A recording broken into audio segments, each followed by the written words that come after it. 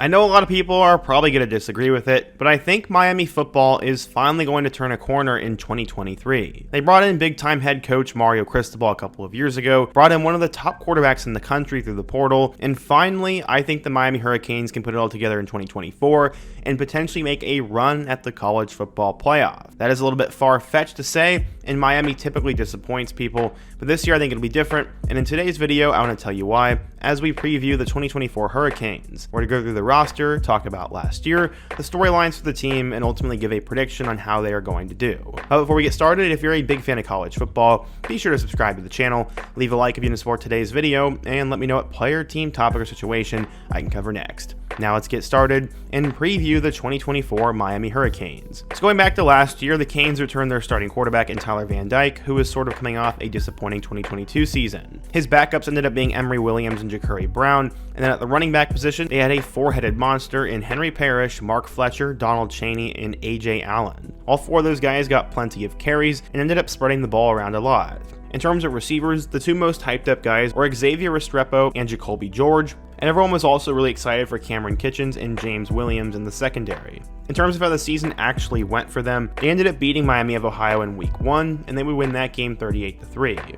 In Week 2, they ended up playing number 23 Texas A&M at home, and in one of the premier non-conference games, they ended up winning 48-33, but they had a really scary situation as their safety Cameron Kitchens was pretty much lifeless on the field. Thankfully, everything was alright for him, and then after that, they would hop into the polls at number 22. They would then beat Bethune-Cookman and destroy Temple on the road 41-7, and Miami was off to a 4-0 start. Against Georgia Tech at home, they were actually winning, and it looked like they were going to be off to a quick 5-0 start. All they would have to do is take a knee. Mario Cristobal decided to run it though, and Georgia Tech forced a fumble, and then Haynes King had a miracle pass, and Miami lost. This was honestly one of the most embarrassing letdowns in football history, and Miami had their first loss because of this.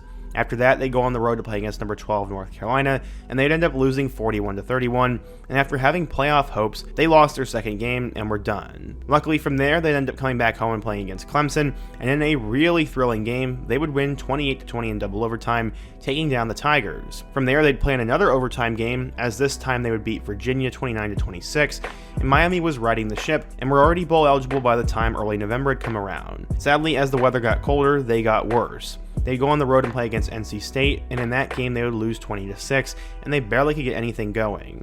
After that, they go on the road to number 4 Florida State, and this game was extremely thrilling. It came down to the end, and backup quarterback Emory Williams ended up destroying his arm, but he did get the first down, and Miami was not able to execute, and they ended up losing 27-20. After that, they would return home and play against number 10 Louisville, and they would lose that game 38-31, and while it was close, they had now lost 3 straight games. To finish the regular season, they would play against Boston College on the road, and this game they finally put it all together, winning 45-20 against the Boston College team that was actually pretty solid.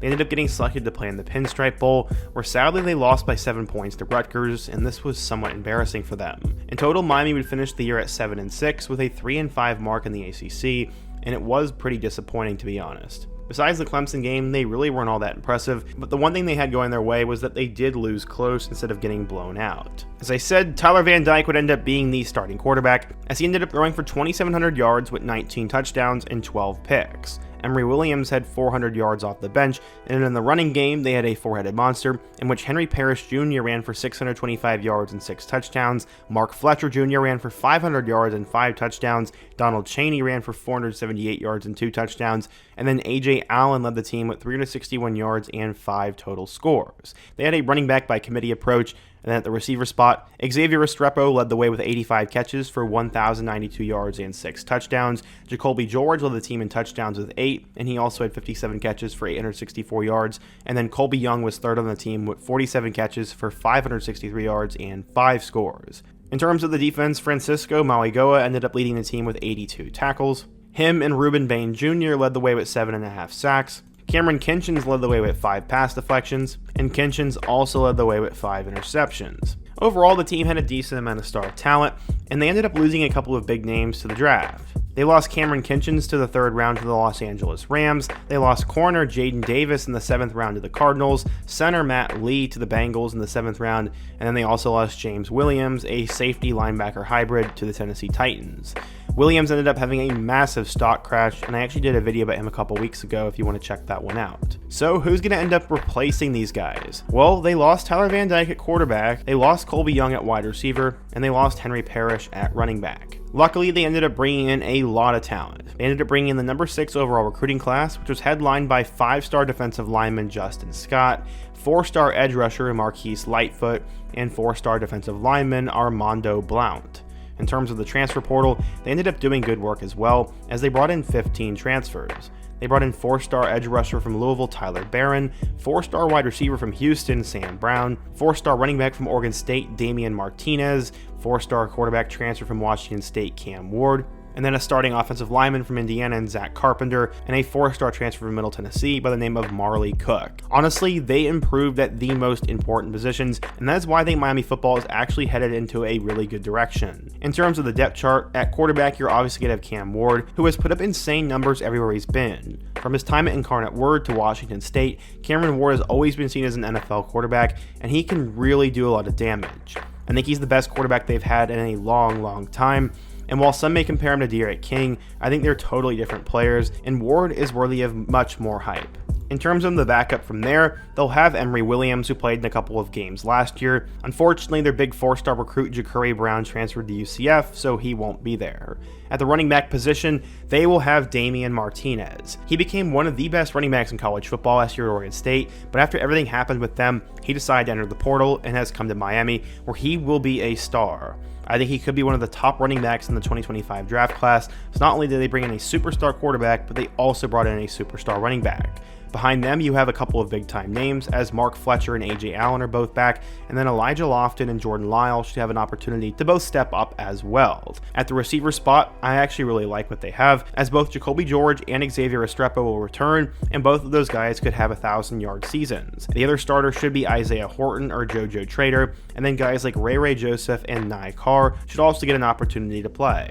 That also doesn't necessarily factor in transfers, as Sam Brown from Houston should also get an opportunity to see the field.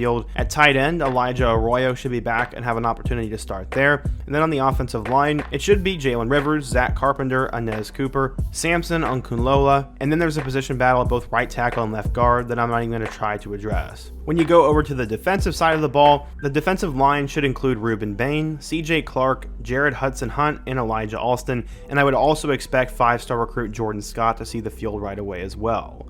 In terms of the linebacker position, you'll have guys like Wesley Basanthi, Kiko Maogoa, and Bobby Pruitt. The linebacker position will be of some need. And then finally in the secondary, you should have corners in Damari Brown and Daryl Porter. Safety, you should have Savion Riley and Jaden Harris. And then at the nickel spot, you should have Michelle Powell. Other guys such as Markeith Williams and Robert Stafford should also get on the field. And again, I'm not going to pretend to know I'm an expert on the defense, but it looks like things are actually starting to come together. In my opinion, the offense gets an A-, the defense gets a B+, and then combining that with their schedule, I think Miami has an opportunity to really do something special this year. In Week 1, they're going to go on the road to play against Florida, and this will be one of the premier matchups of Week 1. As many of you guys know, I am not a huge fan of what Florida and Billy Napier are doing, so I think Miami's going to win this game by 1 or 2 scores. After that, they come home and play against FCS level Florida A&M, and that game will be over by halftime.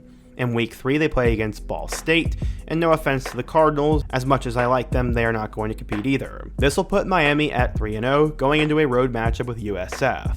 While USF had a great year 1 last year, I still don't think they're going to win this game, and it could be like the Bama game last year, but USF's not ready to pull it off, and Miami will go to 4-0. As they exit the month of September, they have a very challenging game though. Virginia Tech got hot towards the end of last year, and they are also considered a potential Cinderella opponent for the playoff from the ACC.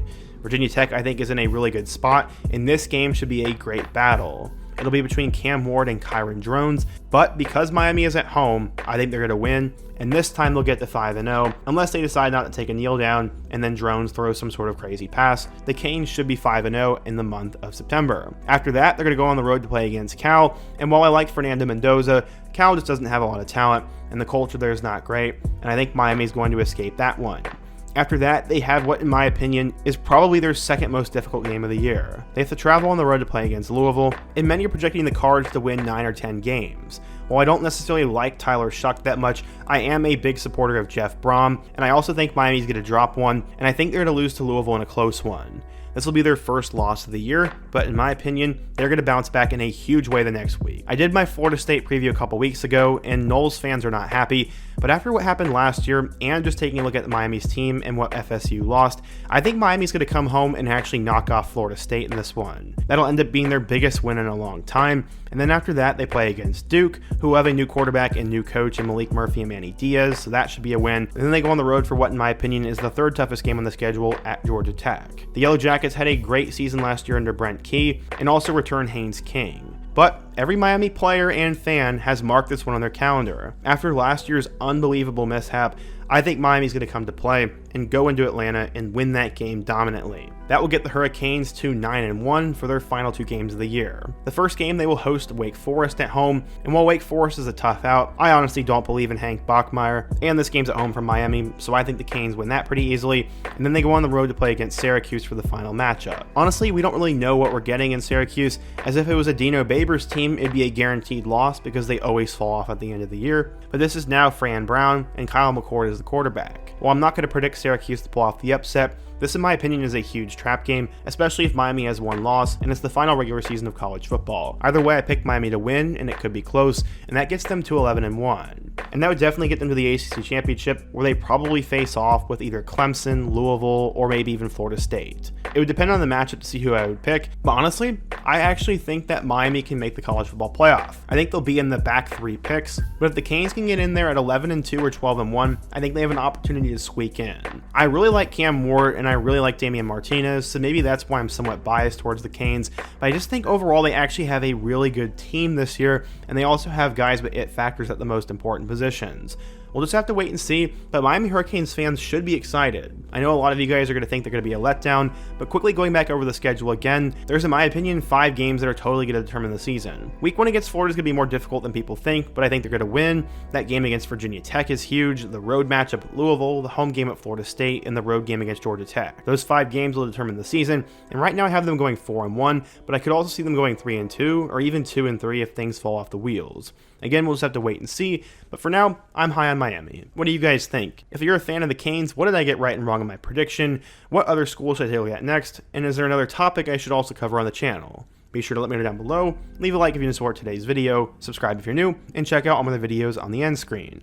Hope to see you guys again soon, but until next time, peace.